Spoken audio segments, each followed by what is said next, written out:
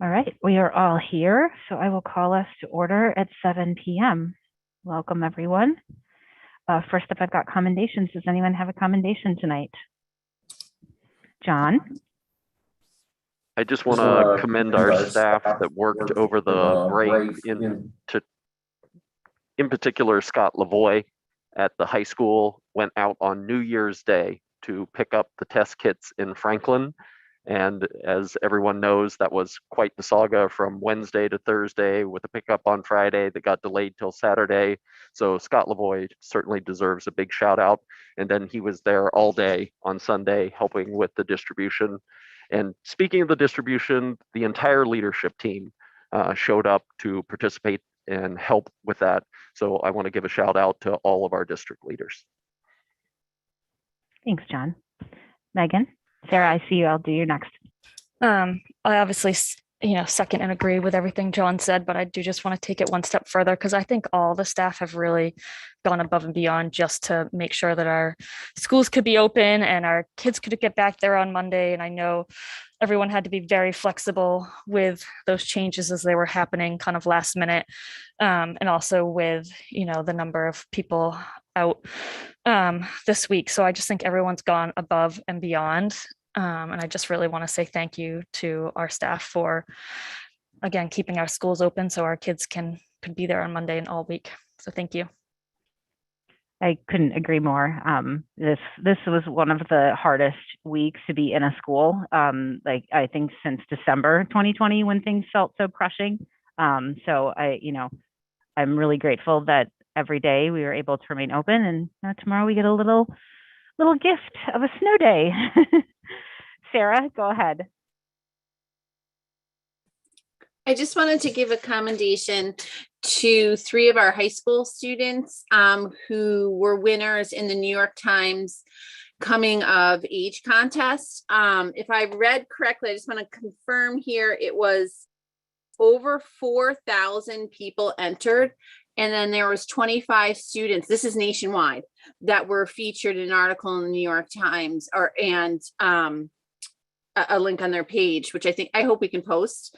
And 3 of our students were featured in that top 25. They were, and I apologize for butchering names if I do, Mimi Fallon, Carrie Lindy, and Courtney Duffy. The performances and the visual art that was done by these 3 is really amazing. I just wanted to recognize that. Thanks, Sarah. That was going to be my next statement, was to commend them. And I had a chance to look that over before the meeting tonight, and it really is amazing. And I think, I only looked at theirs, but I remember the ones from last year as well. I think it's such a good snapshot into what our students are doing and what our students are going through within COVID as well, that just like all of our lives, nothing has truly stopped, and our students are still experiencing everything and going through the turmoils of being teenagers and on down the line. And so I think it just, those three girls, they did such a nice job just sort of highlighting the experience of teenagers right now. Anybody else? David?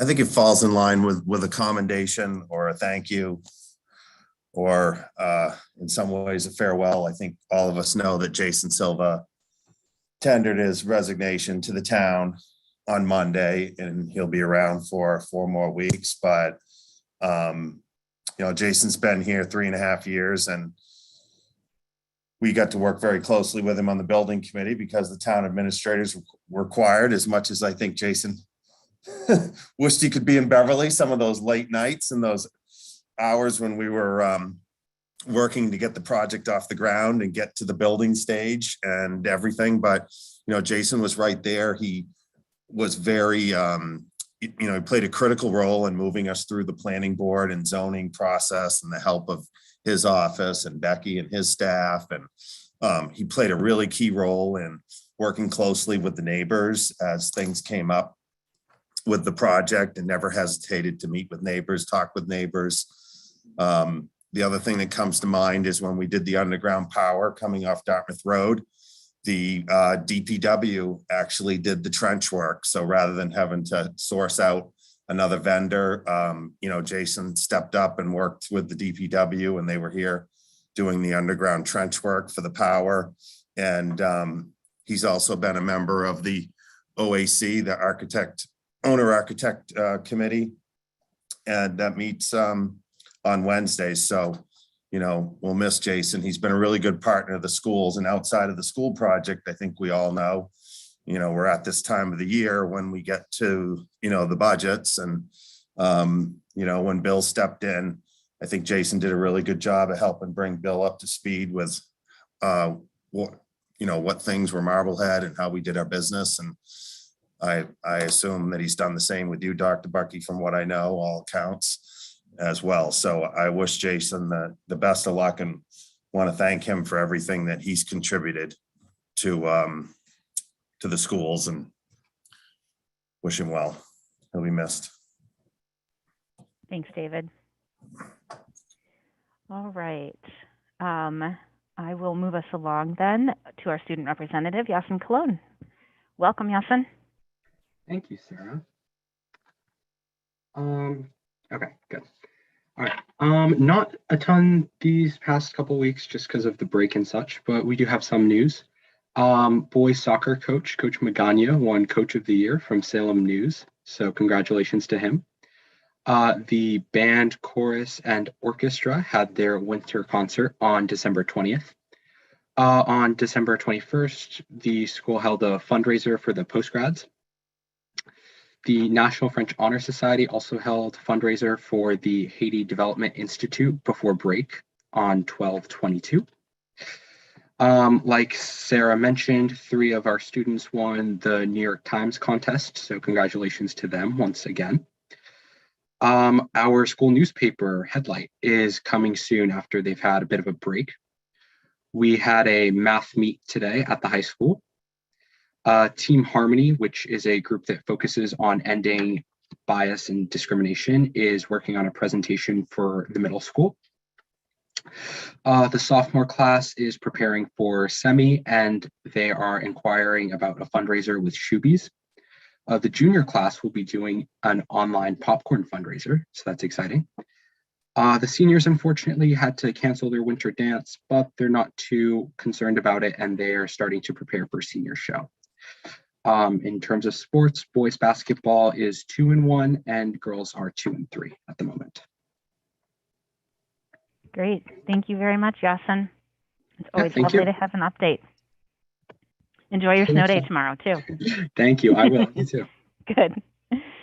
All right. That brings us to public comment. If you would like to make public comment, you can use the raise hand function, and I will call on you. Please remember to state your full name and address for the record as well. All right. I will start with Sandra Callahan. Hi, my name is Sandra Callahan, 25 August Road. My concern is there are changes being in the COVID dashboard that occurred on Monday afternoon without much explanation to parents. So I have a couple of concerns that as a parent, and I think a lot of the public would like to know. So as of Monday, there was a disclaimer that was added to the dashboard saying that only true positive PCRs would be added, and that no longer home testing and self-reported would be added to the dashboard, which is really giving our school population misleading information that we don't have a lot of COVID going on in the schools. A couple questions that I have that I hope that the school committee maybe can think about is, are we no longer testing with antigen testing? Because my understanding is that we are using antigen testing for both test and stay and symptomatic. And if we are, why are these positive antigen tests no longer being added to the dashboard? Is the school requiring anyone now with a positive antigen test to have a confirmation with a PCR test? What constitutes a positive PCR test to be added to the dashboard? Dr. Bucky asked that all parents have their kids tested. We received an email as well as a robocall on a Thursday at 3 p.m. asking that we test all of our children. Most of us did that as best we can, but I think the reality is access to PCR testing, me being a provider, is quite limited. Most parents have access to antigen testing. So everyone that was tested, that tested positive, yet those weren't added to the dashboard. My question is, what constitutes a PCR to be added to the dashboard? Is it only any PCR that's confirmed within a 5-day window of when a child can return back to school? My other question that I have is, what is our expectation of parents from our superintendent to be told when we're having excessive student absences as well as staff shortages? I was disheartened to learn that we had lots of absences via our staff, as well as our student population from my students that, my kids that reported it back. But also I was disheartened to actually read this in the patch. I would hope that that's information that our superintendent would share with our school population. And then lastly, I request, if other communities, if the concern is that we can't do contact tracing, I understand that. We're having a huge outbreak in regards to COVID. And I understand our staff is short. I understand our nurses are overworked. I understand that. I'm in that reality. I deal with pediatrics all the time. What I'm asking is that if we can't not disclaim a positive antigen test when we can't get patients to get PCR tests. Linfield Public Schools, their dashboard, they have PCR test as well as they list their antigen test. I think that's something that we need to consider, and parents can, have a fair idea of what's going on in our schools. So that's my frustration in regards to the lack of transparency of what parents are being told in regards to how much COVID is affecting our kids, as well as how much of our staff is out. And I don't want to have to rely on my children to tell me what's going on in the school. Thank you. Thank you, Sandra. All right, I don't have any other, I do have one more hand raised. Jess Benedetto. Hi, good evening. I wanted to again bring up, as was mentioned before, yes, we're having a lot of COVID in our schools, and yes, the priority by DESE and our governor has been for in-person learning. We, people who serve our community, and I speak for myself, as well as mental health workers, as well as drivers, as well as nurses, as well as physical therapists, as well as police and fire people. People who serve our community are undergoing unprecedented staff shortages, and so much so that our local hospital has National Guard members there to help. In these unprecedented staff shortages, getting a safe, reliable transportation for our children to school for working parents who do not work at a computer but work in person serving our community has become a necessity. And it is not a luxury, it is a necessity. And I have brought this up now for 2 years, and I'd like to see this become part of our budget conversation. And I apologize, I didn't say, my name is Jessica Benedetto, Bradley Road. Thank you. Thank you, Jessica. Elaine Leahy. Hi, Elaine Leahy, Ida Road. I just wanted to say, can you hear me? Okay, I just wanted to say thank you to Dr. Bucky and others today for a great sustainability meeting we had. It seems that we're making a lot of good progress. I'm on Sustainable Marblehead, I should say. Todd Bloodgood had mentioned we've gotten new trash bags that are reducing plastic. We have composting starting at vets. We're still, of course, like as Jessica said, looking at busing down the line. But I think a lot of good sustainability things are going on. And I just wanted to let everyone know that we're appreciative and wanted to say thank you. Thank you, Elaine. All right, that's all my hands. So I will move us along to the consent action and agenda items. And in our minutes section today, we have 4 minutes that were in our Dropbox. Does anybody have anything to change on those or to add? Sarah? There was one small change for the minutes on 5/20 in the section talking about sustainability. there's a reference that Dr. Bucky was going to touch base with the Director of Student Services. That just needs to be changed to the Director of Food Services. All right, thanks. I wrote that down, and I know Lisa's on this call as well. All right, anybody else? Okay, can I get a motion to approve the minutes from 5/6/2021, 5/13/2021, 5/19/2021, and 5/20/2021? So moved. Megan moved, Seconded. Sarah second. All right, all in favor, Sarah Gold, yes. David Harris, Yes. Sarah Fox, Yes. Emily Barron, Yes. and Megan Taylor. Yes. All right, thank you, everyone, and thank you, Lisa. She was working really hard on those. All right, John, I will dish to you for the district updates. All right, one of them was taken care of for me by Elaine. I was going to talk about the sustainability meeting that happened today, and a lot of good stuff came out of that, and she really kind of captured that well. I have had lunch the last 2 days at the high school and can say without question they have a robust composting and recycling program going on, and that has trickled down into the 8th grade and will be expanding to the 7th grade, I believe, in the coming week.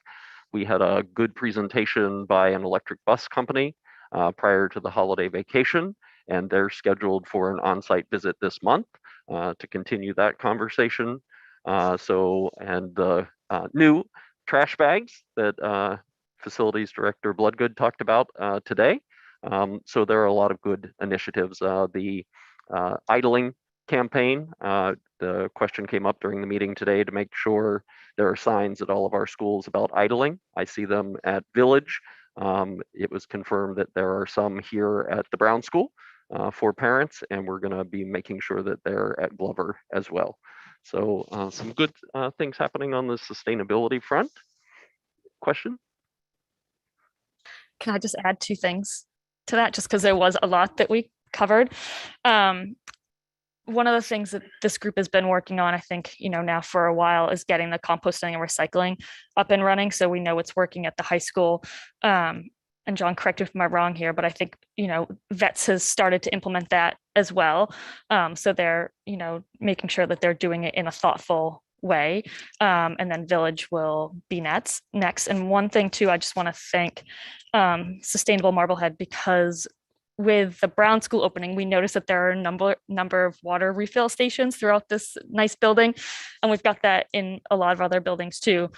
VETS and Village were really the 2 where we, that wasn't quite so prevalent. So Sustainable Marblehead did some fundraising to get us one at VETS. And I think VETS has purchased a second one too. So that's great. And we also talked about then, maybe Village should be the area that we look at next to get those installed there as well. So just, there's a lot going on with sustainability, but those were 2 big ones that I was really happy to talk about as well. On the budget front, we had a joint meeting with the town prior to leaving for the holiday resource after the budget workshops with the school committee to have a first pass with that group. The leadership team met on Monday of this week and reviewed all of the information in the budget so far, looked for things that needed to be added or changed or edited. We took the first pass at a prioritized list. There will be a budget subcommittee meeting on Monday of this school committee budget subcommittee, and then a joint budget subcommittee meeting with the town on Tuesday of next week. So the budget process continues. And as David has pointed out, the town manager is exiting, but he has been a wonderful resource for me in the budget process since I arrived, and I expect that he will continue to be until his departure.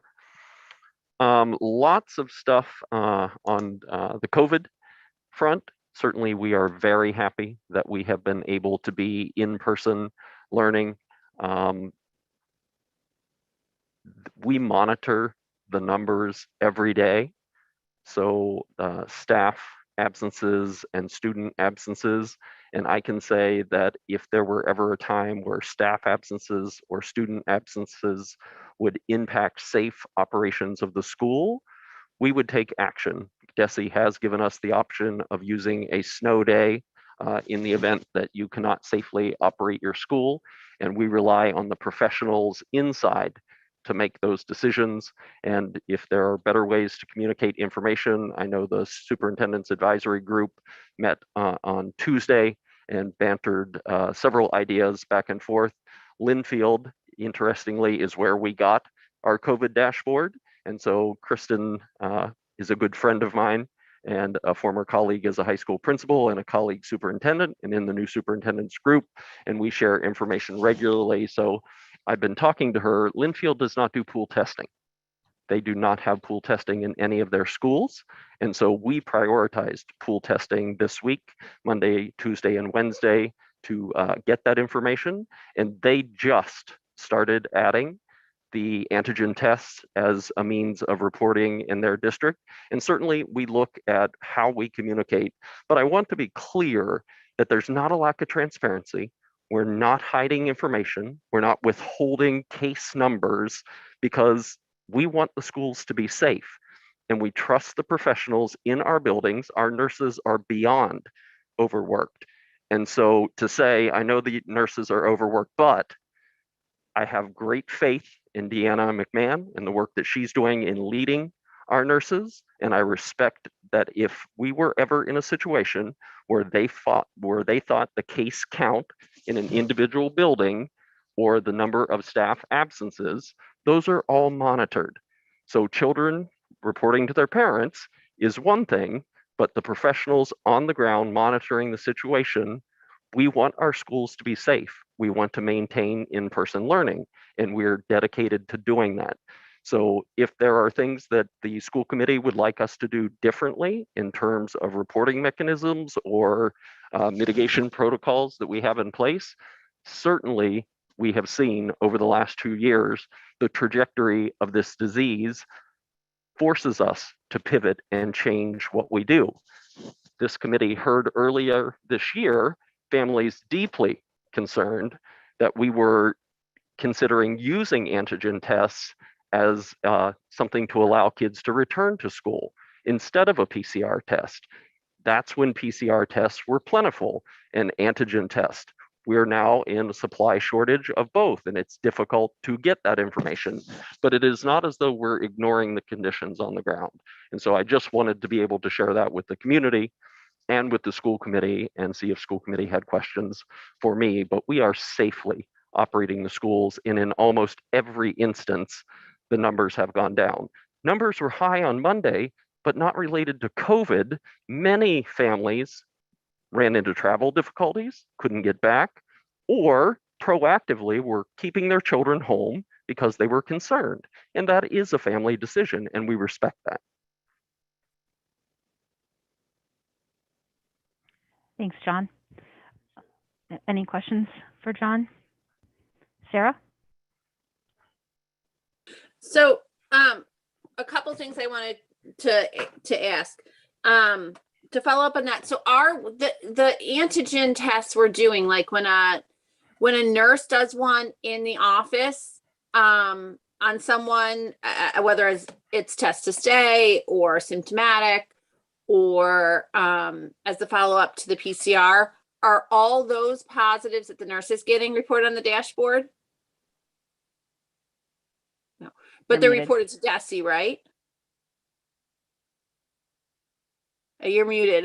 Sorry, I can't. You're muted, John. I'm so sorry, Sarah. I We had keep the hitting it. obligatory, you're muted for the day. Yes, not at this time. No, those are not reported. Okay. And then did DESE give us any guidance, because they gave these tests out, DESE gave out a test that we're not counting per se in numbers. And I kind of, if I had $1 for every time I question why DESE does something they're doing, I think we would have less budget issues. But did they speak at all to you guys about why they're why they chose to give out all these tests that then we're not recognizing. Because my concern is, if we're not recognizing it, do we have a policy, or do we need to create a policy that if staff identified they're positive through those antigen tests that DESE gave out, that we then, because I think after 2 days, isn't our current policy after 2 days, you needed some type of medical documentation of sick leave? I don't believe so in the Unit A contract, no. Okay, all right. So there's no problem with them using, our teaching staff who use those tests using the antigen positive as a way to take their quarantine and sick leave then? No. Okay, all right. And then we all read in the news about the masks that the state gave out to us, and the grand apology about how they weren't what they were supposed to. Have we ascertained if the ones we received as a district fell into that category of not being what was promised by DESE, or do we not have that information yet? Murphy's Law would suggest that, yes, Marblehead was on the receiving end of the masks that were not MIT approved, but the commissioner addressed that yesterday in another call. He tends to call meetings at the last minute, but we had a call with the commissioner to address, because we were originally told, no, that's false news. All the masks that people got were quality grade masks. Now we are told that even if they are not the ones that say surgical grade masks, they're still qualify as a face covering that is appropriate. Okay, because I know we had a large supply. Todd had planned very well, and we had a large supply. So my question was, had we diverted to our supply that Todd had kind of proactively secured for us, or are we relying on the DESE masks that kind of are up and down with the information on? I think it's somewhere in the middle, Sarah. We had distributed the DESE masks, but we have over 4,000 masks on hand that we had before DESE made their mask available. Okay, thank you. John, I noticed that Deanna's got her hand up. Can she weigh in? Through the chair. Okay. Deanna?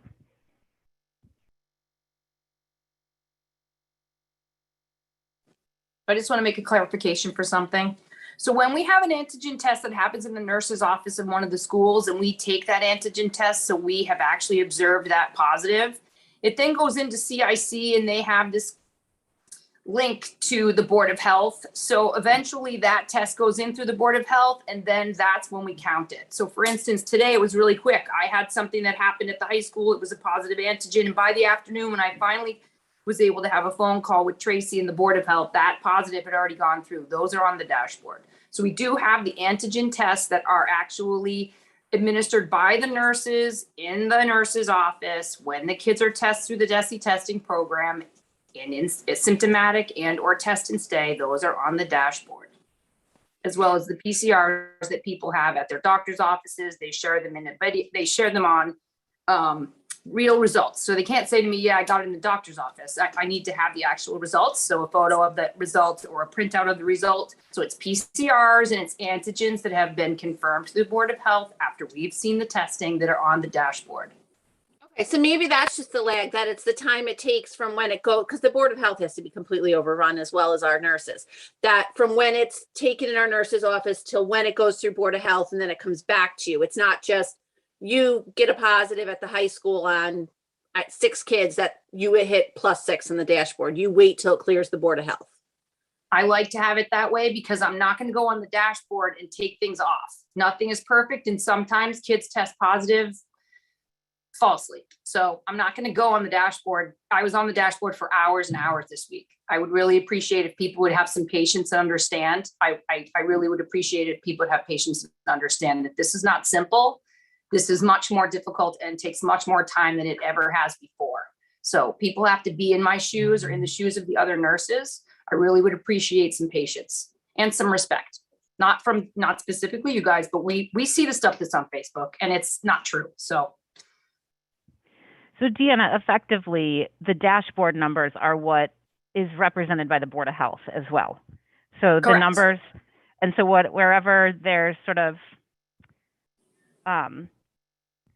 gaps in their numbers from what the reality on the ground is. I mean, I follow the wastewater numbers a lot, and as that's sort of like the most accurate of where we're headed. And, that would suggest the numbers are absolutely astronomical, which they probably are. But so our numbers are going along with what the Board of Health is also documenting and adding into their official Correct. statements. When I get results from family that the Board of Health have not gotten for some reason, she takes my numbers as well. But again, it has to be an official PCR and or an antigen test that one of the nurses has performed. We have to be able to see it. We cannot take subjective information from people. You'd be surprised. I have people telling us that their children are positive and they're not. So we can't just take someone's word for it. And the numbers you're seeing on the dashboard are children that are actually enrolled in Marblehead Public Schools. No children that go anywhere else are on that dashboard. And they're only Marblehead residents then. If you're getting it from our Board of Health, they're only Marblehead residents that are enrolled. If I get a positive that's from another town and I've seen that, the actual photo of the result or an actual printout of the result, and they don't live in Marblehead, those numbers are there because those are our students. Okay. All right. Thank But you for that. nothing real time. Not going to be real time, Sarah. Well, and I know, Deanna, I appreciate it. I work really closely with the nurse at Tower. And so I'm the counselor for her half the time as well. So I know what you're up against and I really appreciate it. And I know, as a parent, the ability to kind of contact trace and everything, there's a lot of priorities coming and going in your office. I was on the SAC call for the high school today and we were talking about how many kids get sent to you to kind of get a mask wearing lesson. And I know that's happening at every school as well. So, I know that there's a lot of priorities for you and I appreciate that you continue to sort of, triage and get things done where they can be done. All right. So let's pivot to the calendar, and who would have ever thought a calendar discussion would be as much fun as it's going to be tonight? I was talking to Emily in my weekly meeting that the last time in my former job we did a calendar discussion, there were 9 revisions. So I'm hoping that Marblehead beats that by far, and that one of these 2 that have been presented can be morphed into what will be the 22-23 academic year calendar. You saw in the memo that I provided you some things that are unique to this year's calendar. We did have the superintendent's coffee that was well attended. There were over a dozen people that turned out to talk about the calendar. And I really thought it was a rich discussion because people raised questions that are sometimes difficult and dicey. And everyone engaged in kind of civil back and forth and understanding, and people that perhaps had diverse viewpoints at the end of it felt really good about the conversation. So some of the things that I heard about it were having as many uninterrupted weeks at the beginning of the year as we can have. Certainly parent conferences was fresh in people's minds, so extended time for parent conferences, and to be mindful of the number of half days.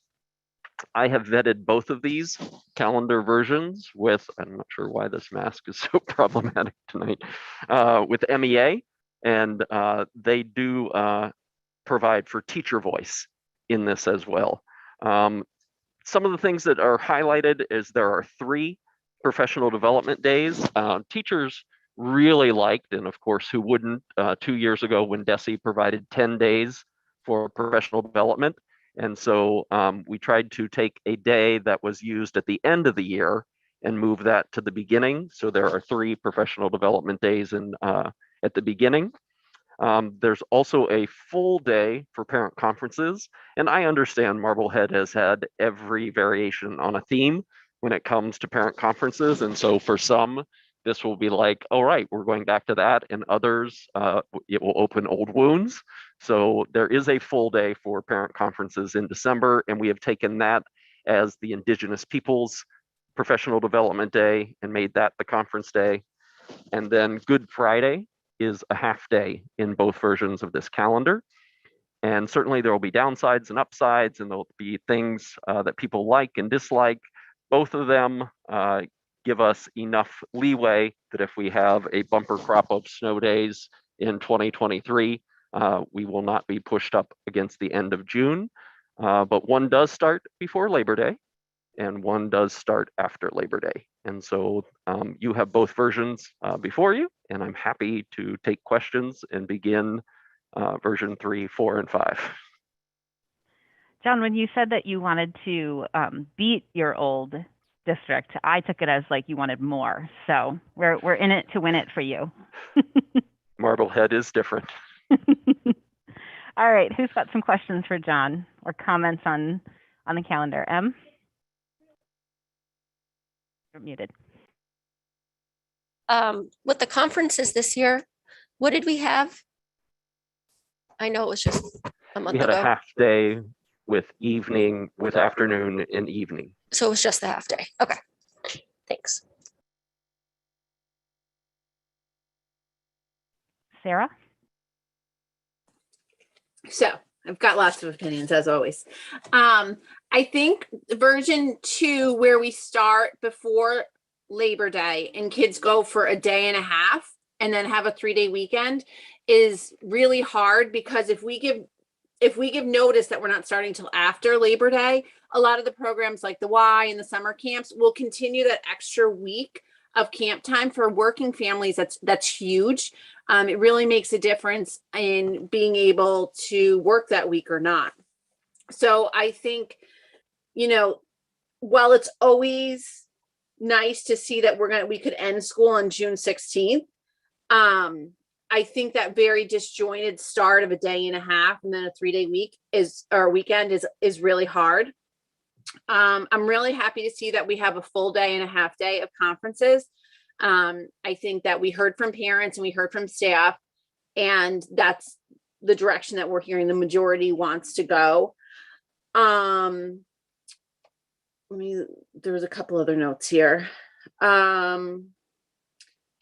had talked at one point, and I had made the inquiry and the suggestion about by waiting till September to do our kindergarten evaluation. I think it makes staffing and budgeting for staffing for those kindergarten and pre-K grades really hard. When we used to eval in April and people had to register by, at the end of February to get your date in April to go and do your evaluation, it really encouraged people and forced them to register in a timely manner. When we don't have registration until the end of August, it makes staffing in an equitable class size way really, really hard. I mean, we have contractual dates. We can't move teachers at the last minute to balance between schools. I think, what is that date? June 1st, John? I think we have to let people know. So I just think that as far as giving equitable class sizes at kindergarten, staffing, budgeting, if we could possibly talk about moving that evaluating back to April where it was, so that kindergartners actually start when the rest of the school starts, I think it's helpful for that point of view. But also when you look at the fact that kindergartners wouldn't start till September 13th, is also for working families, I think, really hard when camps and childcare and things like that will have ended 2 to 3 weeks prior with the summer. That's 2 to 3 weeks with the kids that need the childcare the most, and they won't have it. And I'm not saying we need to run our schools for childcare, but I think it's a factor for working families. So I just wanted to bring up those things. And then I do have concerns right now that I was happy to see that we took Good Friday and made it a half day, because I do believe unless we can equitably celebrate all holidays in our calendar, it's really an all or none for me. I don't think we should be picking and choosing, because one of our priorities this year as a district is diversity, equity, and inclusion.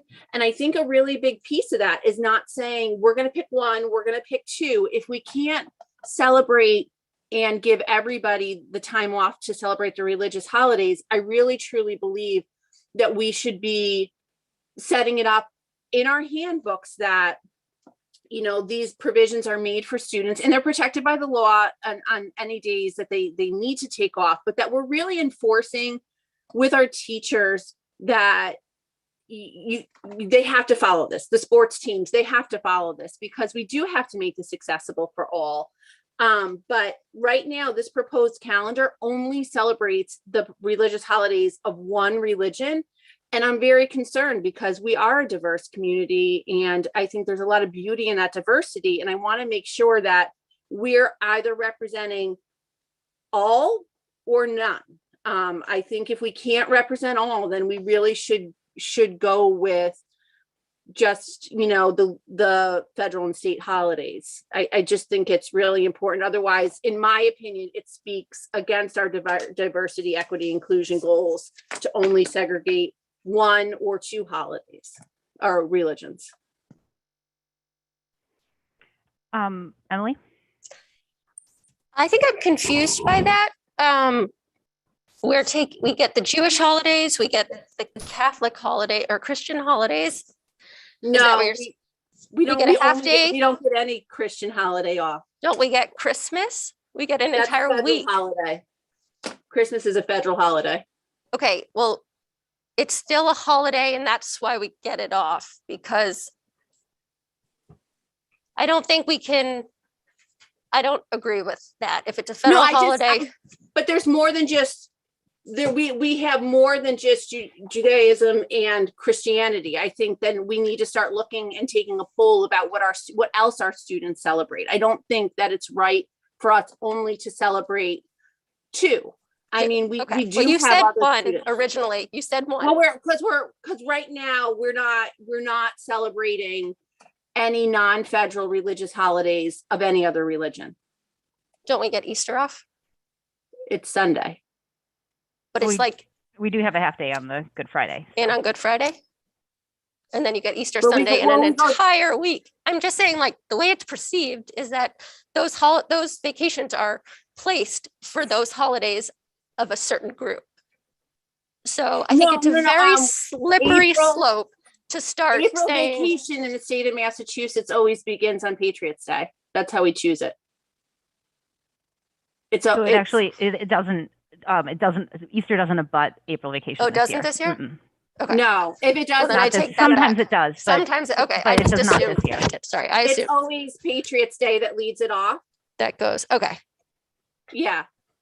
No, but what my point is, then I want to take a survey and make sure that we are really truly being representative of meeting everybody's religious Well, needs. that week, usually if the holiday winter break, you get Kwanzaa, solstice. You don't get Hanukkah. We don't get solstice. We never get solstice.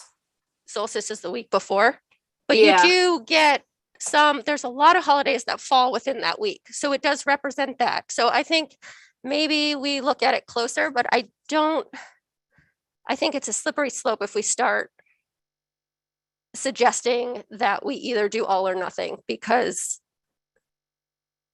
I don't know. That's just my opinion. No, I just want to make sure that we really are being representative of I understand, of all cultures and religions. Yeah, because like But what I- you said, the solstice, those are very important holidays for people that practice that religion. Very important. And it's an all day thing for them, sun up to sundown. And we don't take that. So my point is that I want to be careful that if we're making diversity, equity, inclusion a goal, which I value, that we're really truly doing that for all. Okay. And yeah, I think I agree, but I think we also need to be careful, and all these things aren't going to happen over time. I mean, aren't going to happen immediately. Like next year, if there's an issue and someone wants to come forth and say, this is my holiday and we need to represent it, I think that's somewhere we can go. But this town is so one-sided on how they celebrate the holidays. It's such like frustrating for me as a parent of someone who is a minority, or my children, my family is one of the minorities of this town, that that to see that we are represented, to have my children see that we're represented with these holidays is like so empowering for them, where the rest of the year they're not. So, but Emily, it's empowering for people who who right, but represent I other think they minorities. should. that So aren't then just let's schools. have people come and let's discuss it. But it's not going to be something that's going to happen next year. I feel like it's a process. We can barely get this down to celebrate more than Christmas. Like, it's going to be a process to get us to become more equitable, just like anything. So I'm just saying, we just have to be careful. So that's my little spiel about that. But to move on to the calendar, I like this calendar that you presented. I think starting after Labor Day is great. And I'm glad to know that camps will do that extra week, because that was my one concern for parents, if with that funny week that's kind of broken up in the beginning. And then with the conferences, before, did we always have a full day off and a half day? Does anyone? I think we have had It's all kind of various, different. yeah. Up until 3 years ago, it was a full and half day. It was a full and half. Yeah.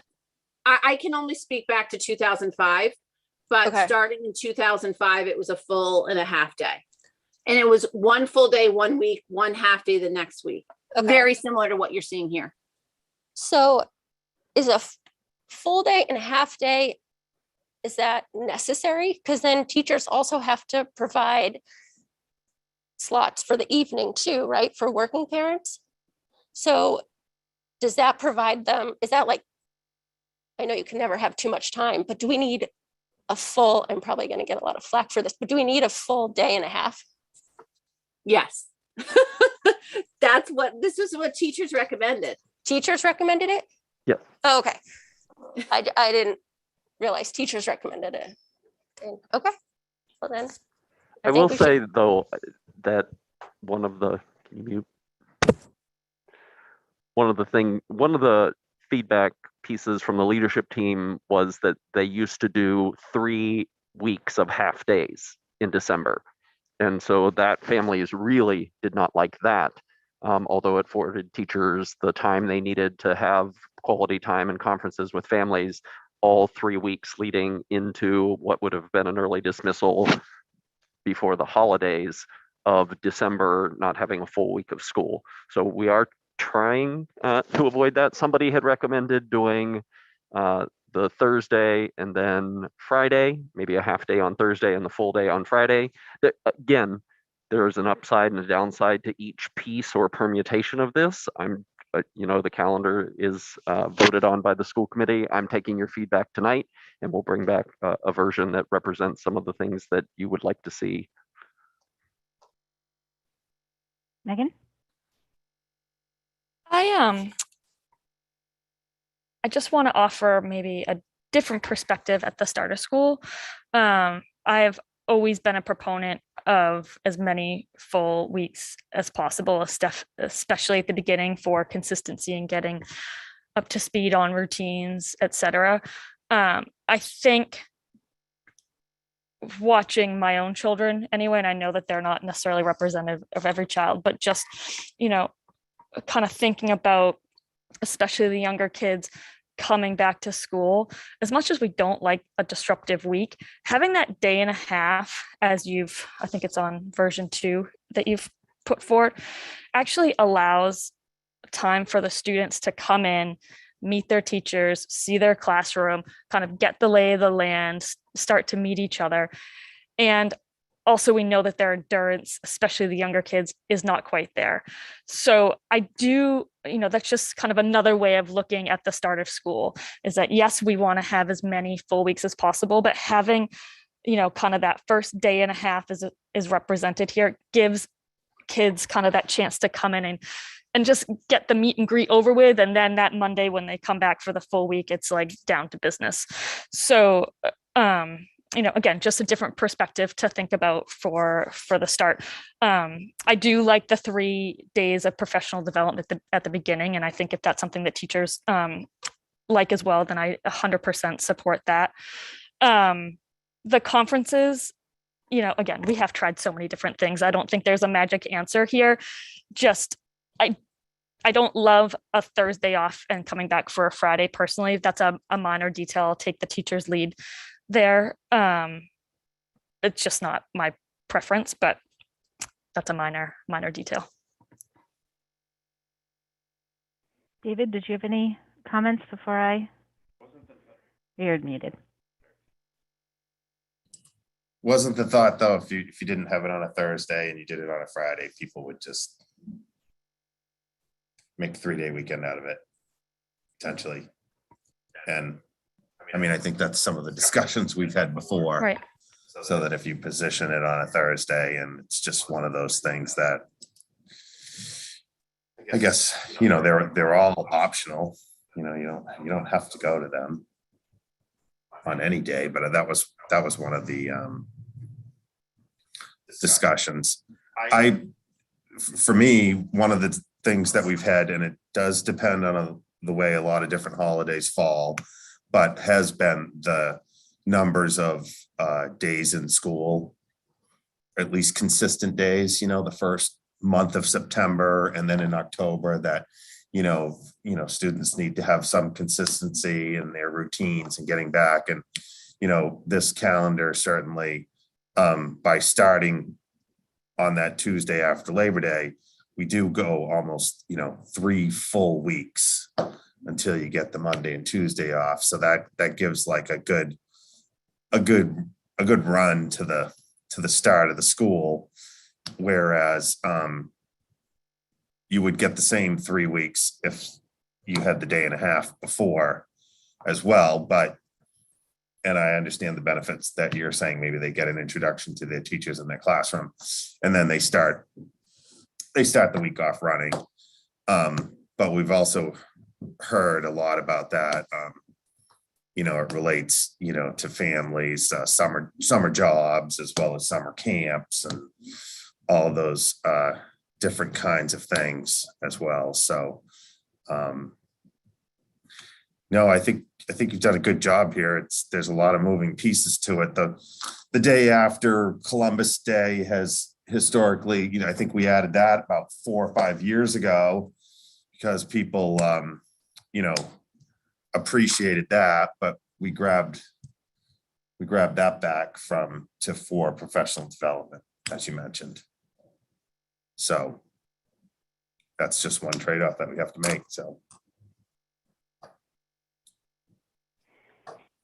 So I tend to feel more like Megan about the start of school, where it's nice to have the couple of days. It's a really big ask of students, especially those younger ones, to come in for the 4 days in a row.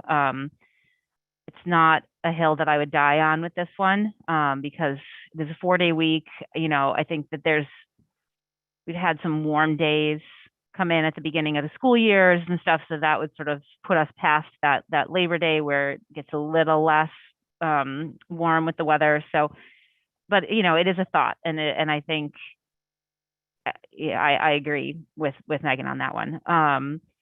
The conference piece, I don't know who I'm agreeing with at this point, but I agree that sort of the multiple weeks where you have those days. I do appreciate that you put them both on a Thursday, because that was one of the pieces when there was multiple weeks involved, where there was 1 week it was on a Tuesday, and the next week is on a Wednesday, the week after that was on a Thursday. Like it was a working parent's nightmare. And I think when my oldest was younger, I think I was not working and then I was working. So I sort of had that experience on both sides. So it was bad regardless of whether you were working or not.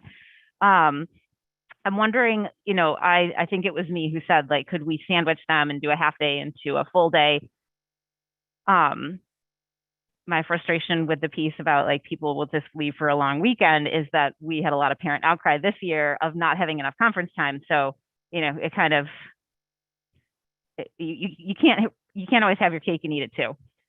Something's got to give at some point. So, but I do wonder, John, if that half day, now I'm going against what I just said, but if that half day could be moved to like the Monday so that we don't have the Thursday then a Friday, like a half day Thursday and then a full day Friday. So I don't know, it was kind of just another thought. I don't know if that's the 15th of December. You want to say something? I do. The feedback from staff or from teachers is that the half day, when you have the evening component, it makes it really hard if it is a Wednesday, like a midweek, to then have 2 full days of school if you've been at school till 8 o'clock doing parent conferences. And so I would think that we would get significant pushback if we put it on a Monday or Tuesday. So it was put on the Thursday, knowing that there would just be the 1 day. Yeah, that's totally fair. And Sarah, I really appreciated the comment about the kinder start. I had not picked that up in this. And so that does seem really, really late. So if we, I'm not at all opposed to doing it. I think, Sarah, you've talked about that multiple times about pushing it into the spring, the registration and everything, so that we've got a better feel for the kids who are going to be coming into our school. I think, COVID has made that process even that much more apparent as to how difficult it is to kind of determine enrollment wise where our kinder is going to sit. I will put a little plug in, and I probably will lose on this, but that winter break the December break is so short. It's always short here. I grew up in the Midwest and my family is all still there. They get that full 2 weeks. It's so short. And I felt this year, and I got a huge lecture from my 9th grader about it. And then his head really exploded when he found out that I was one of them that voted on this and that we had approved the break this year. Like, everyone was so done by the end of December. And I would love to anticipate that next year we're going to be all just floating in normalcy again, but I can't really say. The reality of it is that we're probably going to have at least some version of the last 2 years that we've gone through with stress and everything. And so, I don't know if there's a way to put something else that week, like, or to take even just the 22nd. It's a long stretch into a really short break. So that's my piece. I don't know if it's possible. I know, it's also, we get into warm days, and, if we're going to go with the first calendar, I think, which is we're out the 21st of June, that if we take a day or two, it's the end of that week. So I get it, but I couldn't not say it this year. So I think those are my thoughts at this point. Sarah? So at the end of the day, it's a math problem, and we have 180 days. We have contractual days we can't start before, and we have contractual days we can't go past. So we can't really push too much further in June, because this is without snow days. You tap 5 extra snow days on this, and you're pushing right up against our contractual obligations. So we live in New England. We don't have a lot of wiggle room there. The other thing I want to point out with the starting before Labor Day, at least 2 of the last 3 years, we've had to call days for heat or make adjustments for heat, whether it's a last minute half day, because that heat is so intense at the end of August. If we push that back, that gives us an extra, we would start on a Thursday. It would give us an extra 4 or 5 days of safety of, with the heat in our schools. It's been a continual problem. So I think it's really, really hard for families to kind of pivot at the last minute when we have those heat issues right at the beginning of the school year. So if there's a way, again, to delay that till after, we have more continuity of consistency of days. We have ourselves a little bit of a buffer with the heat.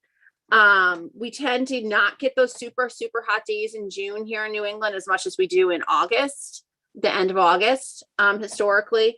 But at the end of the day, it's a math problem. And there's just, we can't get our 180 days in if we don't go to school for 180 days between. Didn't we have to cancel school at the end of the last year though? I'm sorry? Did we cancel school at the end of last school year for heat days, or was it the beginning of this one? I know a couple years ago, we were definitely at the beginning of the school year where we had to cancel. I just thought, like, I think it was it's, the end of last year. I think it was too. So we're sort of like, again, you're completely right, Sarah, that there's only so many ways to do this. Yeah. But I do think sometimes it just depends on, Things that are out of our control. Yep. Sometimes. yep. All right, I think we can move on and Great, thank you. I Yeah, will take your thank you. feedback and bring a final version for your vote for the 20th. all right, great. Thanks, John. All right, let me find my agenda again. This moves us on to Michelle and the monthly financial update. Michelle, did you need to share your screen for anything, or are you good?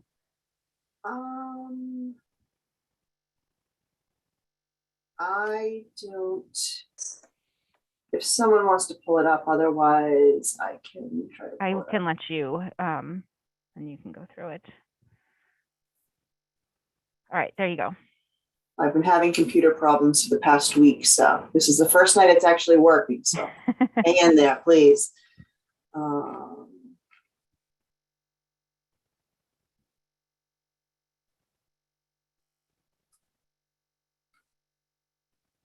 Let's see.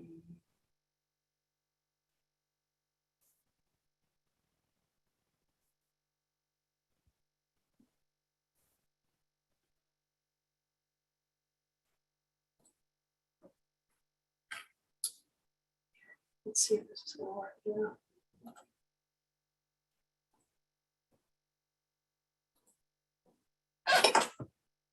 Okay, so we have our FY22 financial report. The operating budget year-to-date report is as of November 30th, 2021.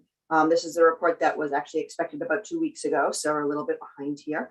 We will get back on track though. So as of this point, we had spent $10,797,474, or 26% of the FY22 budget. At this point last year, we were actually at 29% of the budget, so we're right in line of where we were last year, pretty much. As we continue to monitor the accounts, there's not a heck of a lot going on. That's very interesting so far. We're currently projecting the same deficit that we had last month in the special education out of district tuitions of about $112,000. As I mentioned, that's not alarming at this point. It's quite expected to fluctuate throughout the year. Our substitute account is actually finally seeing some action. We were able to hire, I believe, 17 additional substitutes since we have raised the rate to $110 a day, which is great. So now we have actually spent $65,256, or 28% of this budget line. And this is actually compared to just 5% last year. So we have seen a significant increase this year. And it was actually great at one of our meetings this week. One of the principals mentioned that even though we have a tremendous amount of vacancies with everything that's going on, the effect of it is not as bad as it even was a month ago. So we're certainly very grateful that we were able to raise this rate to $110 a day, and it's certainly working. We are really where we should be with the budget at this point, so we'll continue to monitor that though as we go along. And the third account that we're watching closely is our custodial overtime account. We knew this was going to go over at some point this year. So far, we have spent $41,268, or 55% of the budget. And as of last year, I believe we were actually at 65%. So we are slightly below where we were last year, but we certainly will be anticipate to overspend this line, which will be able to be absorbed within other lines that we have shortfalls. I mean, not shortfalls, overages. So we're good there. Also attached a budget transfer. There have been no budget transfers in the past month or so. So that's just the same report that was there last month. And then lastly, there is a COVID expenditure report. And this report is actually as of December 31st, because I put it together this week. So I was able to get that year end of December 31st. So we have spent all of our COVID funding pots except for the ESSER grant 1, 2, and 3. So we have spent the budget line, which was last year's budget. We have spent the state coronavirus prevention fund. We have fully spent the municipal program of the $1 million the town allotted to us. We have fully spent the school reopening grant. So we are on to the number 5 item, which is the ESSER 1 grant. We have spent just about everything. We have a very small portion of about $7,000 remaining, which is actually encumbered and already spoken for. So there's no available funds there. Funding pot number 6 was the ESSER 2 grant. We have spent most of that, and we do have a couple things encumbered, which will fully spend that grant as well. So basically, we're moving on to the ESSER 3 grant at this point. The award amount was $796,075. To date, we have only spent $229,577, which was actually for IT needs that we initially thought were going to come from the ARPA fund. We have learned that it's not likely that this is to come from the ARPA fund, so we have to pay the bills. So at this point, we have taken them out of the ESSER 3 grant. This grant will need to be amended because when we submitted it, we anticipated paying for a year of full day kindergarten. So we certainly need to revisit that. And this grant also has encumbered costs, which include an additional nurse dealing with the COVID situation. Permanent building substitutes we have recently hired to be in all schools at this point. And we have ordered some additional air purifiers this week and an extra surplus supply of masks before we found out about the state masks. So we have that. And then we have some additional funds, which Nan and I are in discussions, and these remaining funds will be determined how best spend them to meet our students' needs, whether they be learning loss, curriculum, mental health, and whatnot. But that is the focus of the remaining funds here. But so far, we have actually paid out the door over just over 2.5 million. We have 168,000 encumbered, and we have 478,000 remaining in those various line items indicated in this report, with really 124,000 not determined yet where to be spent within that ESSER grant, ESSER 3 grant, I should say. And if there are any questions on any of that, I welcome them. Sarah? So for clarification, the IT needs that we thought were coming out of ARPA funds, were those one of the items we made a budget priority last spring and we were told if we pulled that out, it would be covered? Correct. Yes. The ARPA, and then for, I don't know the details, and I don't think we actually, I don't know if that might be too much in the weeds for us operationally, but so that then changed in ARPA was no longer needed to meet that. So we need to bring it into our other funding streams now. I don't know if it's not a matter of ARPA being able to, we just have not had the support of the town to use ARPA funds for that. Okay. So I guess I used the wrong, they're no longer willing to. That's the message I'm hearing, but at this point, I could not hold up the invoices any longer, so we moved them into the ESSER 3 grant at this point, and hopefully this is not the end of the discussion. But okay, all right, not 100% positive on that.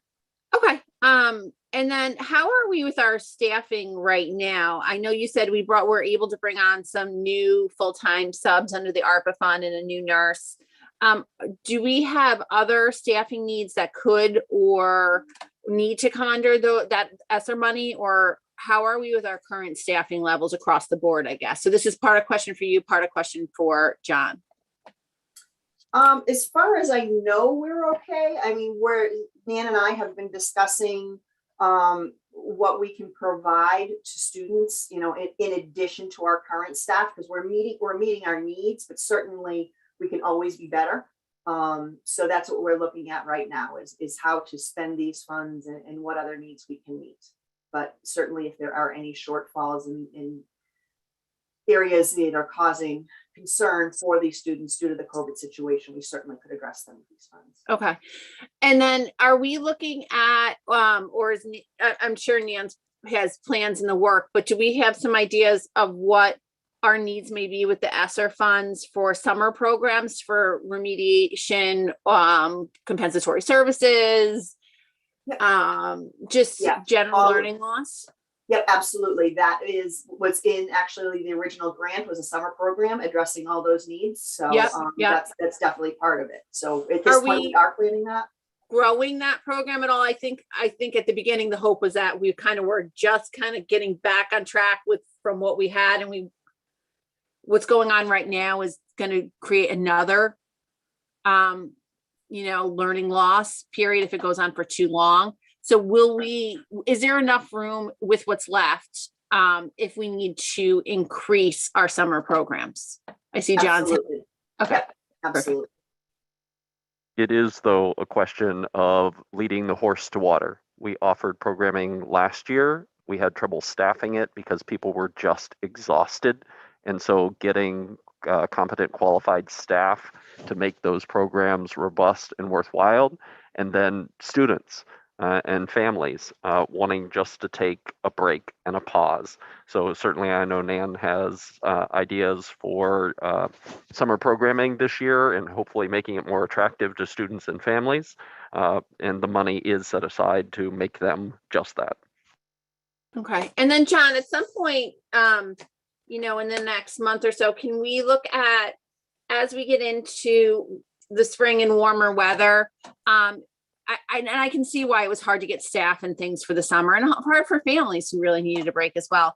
But can we use some of this funding to offer, whether it's some small group tutoring sessions after school, lengthening the day, like for kids who have been identified as high risk, for that learning loss and things like that? I think the short answer is yes. I'm open to the conversation, and I know that we're looking, Michelle and I are in preliminary discussions about could we bring some after-school programming in-house? And although we have wonderful relationships with organizations in town, the JCC, the Y, various organizations, might we look at something as a Marblehead Public Schools after-school program utilizing our facilities and staff? I hear revenue. Any other, sorry. Any other questions for Michelle? Megan? Just one real quick one, Michelle. The overtime, what's constituting that overtime right now? It's just a matter of vacancies within our custodial staff. We have had a number of workers' comp injuries, lengthy workers' comp vacancies, as well as medical leaves. And right now, COVID certainly is doing a number on the staff. So it's just a matter of not having temporary staff or enough custodians. So actually next year in the budget, we are asking for 2 full-time custodial positions. One is an additional position at Brown, and the second actually is a floater to reduce these overtime costs. Okay, thank you. And Michelle, on that topic, we mentioned a little bit where some of the overtime was accountable for the Brown School opening. Did we balance that out? We have not yet. So this number actually, as of November 30th, will go down slightly. Yeah, just a little, but yeah, yeah. it's still going to exceed the budget, but yes, Right. It will go down a little bit more. Okay, thanks. No problem. Michelle, that number that Sarah questioned as well, correct me if I'm wrong, like that was that we had sort of agreed with the town in our final budget talks last year that was going to be covered by them, and so now it's not. Correct. So that's this piece. Yes. So originally it was a different number. It was a little bit lower, but it also included the phone system. And the phone system was actually able to be paid for out of additional funding the town had under that municipal COVID funds. So we did not have to absorb that cost. But this is the actual, I believe it's network switching and the Wi-Fi upgrade. So initially, when we requested it, we actually put a 3-year lease cost in. So I believe the total cost of the IT piece was about $100,000. And the other piece was for the phone system. Phone system is now taken out of the mix. We're no longer discussing that. So just the IT piece, without financing it, the total cost of that was $229,000 after our E-rate discount. So if we did not go forward with it, we would have forfeited all of those E-rate funds in addition to absolutely needing this network upgrade. So we did go forward with it, and we actually found out after we committed to the project that it was not going to be covered by the ARPA funds at that time. Yes. Okay, thanks for that explanation. All right, anybody else? Okay, thank you, Michelle. Thank you. So we've got a set of schedules as well. So those were all in the Dropbox. Can I get a motion to approve the identified schedules of bills totaling $2,104,357.53? So moved. Megan moved. Seconded, Sarah. Sarah second. Any questions on any of those? Okay, I will call a roll call. Sarah Gold, yes. David Harris, Yes. Sarah Fox,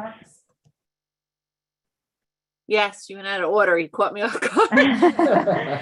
Emily Barron, Yes. and Megan Taylor. Yes. All right, thanks. I always weave around who's on my screen and how it goes, and so sometimes when people pop on and off, that changes. So there's some method to my madness. All right, so that moves us along to our school committee area, and we were relatively light this evening. So any subcommittee or liaison updates for us? Sarah? Facilities met on Monday, I believe. Yes, it feels like it was a long time ago. We met on Monday, and we talked and we went through and gave, our updates. The major thing we're looking at right now for repairs is there's 2 units on top of the field house that bring in HVAC to the field house. We've lost one of them. Todd is working very diligently to see what the options for either getting that rebuilt or replaced and getting that looked at. It's a very expensive unit. It's a large unit, and it's a significant price tag. One of the suggestions I had made was, because it is HVAC and we're depending on it, the one unit is able to keep up good right now, but it's a tax on it, that because it would fall under ventilation, that would be justifiable ARPA funds in my mind. That's pretty clear that improving your HVAC systems is ARPA funds. So one suggestion I had was that we talk to the town and see if that is an option. But I know Todd is working on trying to find out the best way to timely fix this. And John was going to work on the other piece of it, the discussions of what does or does not, qualify for ARPA. We also kind of reviewed where we were with the capital ask, were no major changes to that, with the exception, I believe, of the possible ventilation system. But we talked about, if that were to go through that article, that wouldn't give funding for that till July 1. And that's something that really needs to be fixed now. So correct me if I'm wrong, John. No, I was just saying there were a couple things that moved from the operations presentation and Todd's Yes. facilities report that are now on the facilities ask. Okay. And so all that information was put through.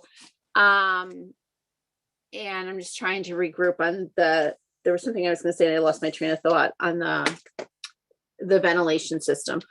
Todd had put out requests for bids, multiple requests for bids on the roofs, just not hearing from anybody. Contractors are straight out. The supply line is really interrupted. He's working really hard to get us some more information back. He's just getting absolutely no response. So we have one in writing right now.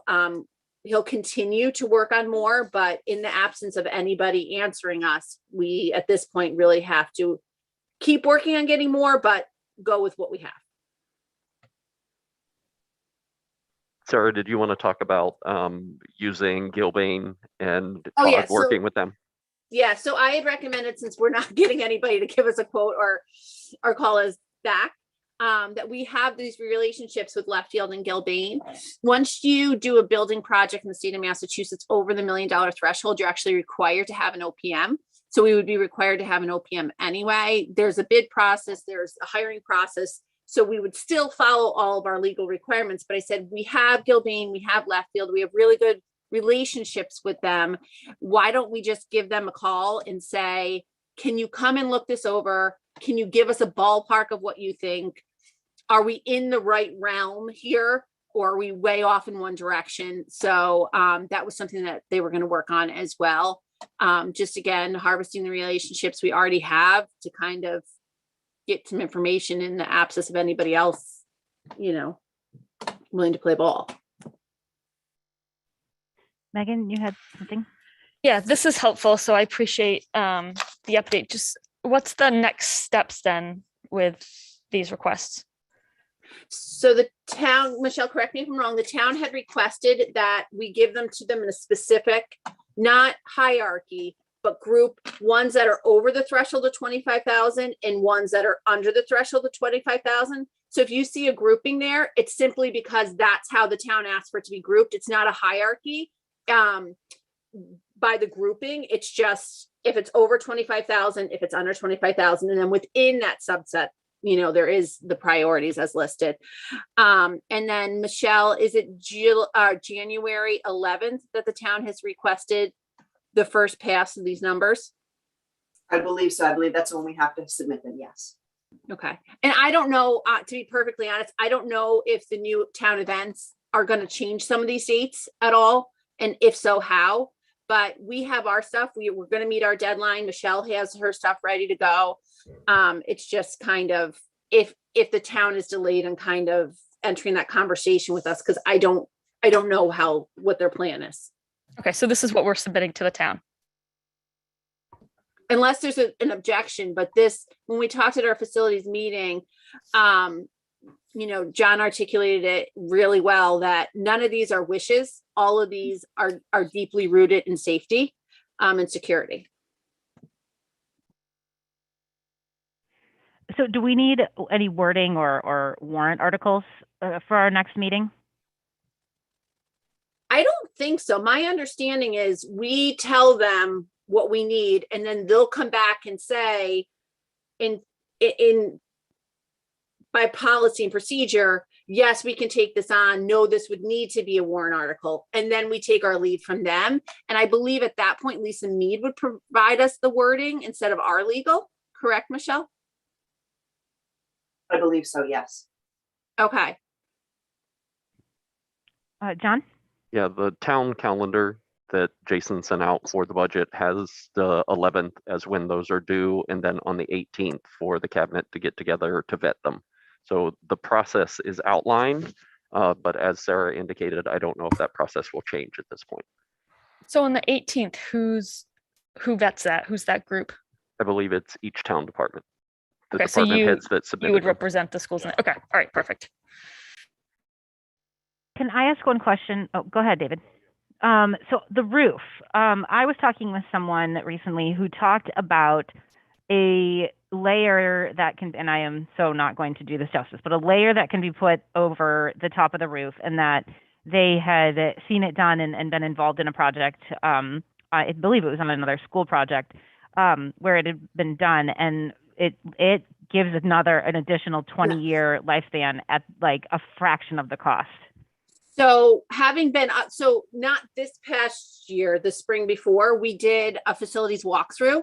And we actually went out on that roof, and that was 1.5 years ago. And as we went through, it was pointed out to us as we went through, but you would have figured it out on anybody would figure it out on their own as well. It actually, you can feel it's not a little bit of a problem right now.